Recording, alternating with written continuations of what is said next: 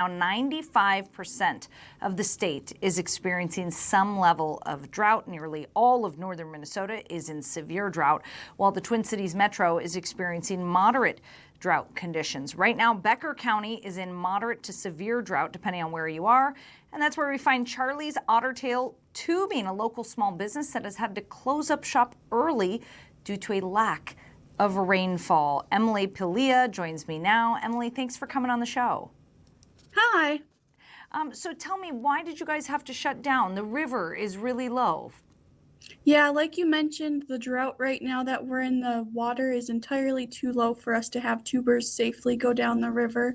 If we were to have people go down right now, they'd be hitting rocks, hurting their bodies, popping tubes, and we just don't want that for anybody. It's much more fun and enjoyable when there's more water to float with. So what does the river usually look like, and what does it look like now? I would say usually there's about roughly 2 feet of water most of the way down, and right now it's about 6 to 3 inches deep in most spots. So it is quite low, unfortunately. Has it been like that all summer, or have conditions gotten worse as we've gotten through the summer months? Our summer started with pretty low water, and then we did get a little bit of rain, but then all of this heat we've had lately, it really just sucked the river dry. You are entering the busiest time of year as thousands of people are about to come to your area. You're in the Detroit Lakes area for We Fest. How hurtful is it for business that you're having to close at this time? Well, we are eternally thankful that we were able to make it to the 4th of July.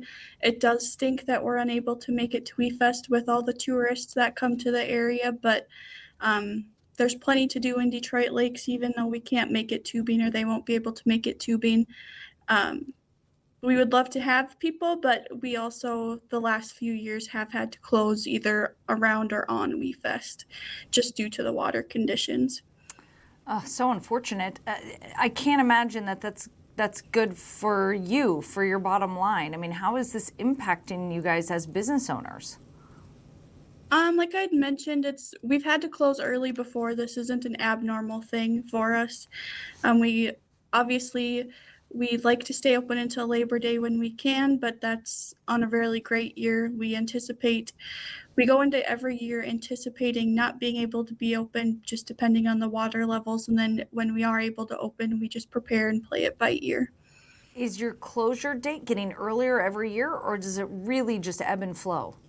It really ebbs and flows. Last year, we closed the second weekend in August. The year before, we made it to the first weekend in September.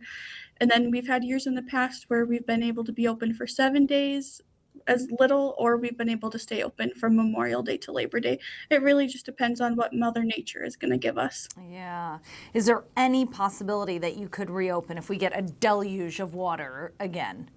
We would love to if we get a whole bunch of water. I know we got about 2.5 inches of rain last night, and if that could happen 4 more times between now and Labor Day, I think we would rush to open the doors back up and get people down the river again. How hard would that be? You know, how hard is it when you have to close and then try and reopen again, just with staffing and supplies and all that stuff?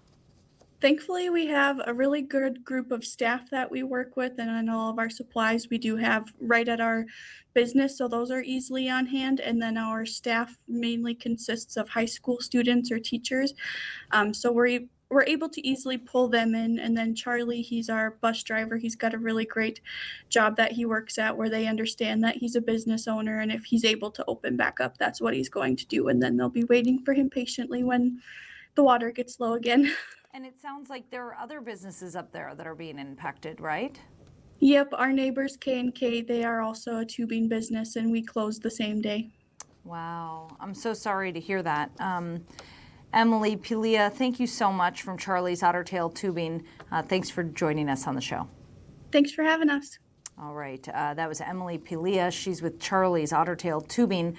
The tubing business announced earlier this week that they had to close due to dry conditions, saying that the river is only a couple inches deep in some parts. I'm hearing that we do now have the drought map, so let's just throw that up really quick.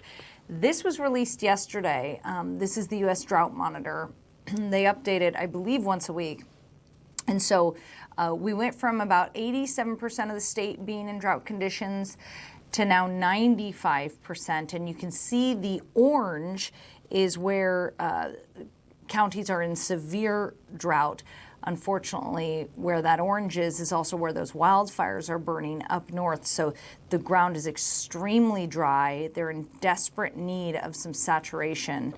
And then most of the Twin Cities, like I mentioned earlier, are also in drought condition, moderate drought conditions, according to this map. So the rain today certainly helped, but we're going to need several more dumpings for it to make a difference, according to our meteorologists here at Fox 9.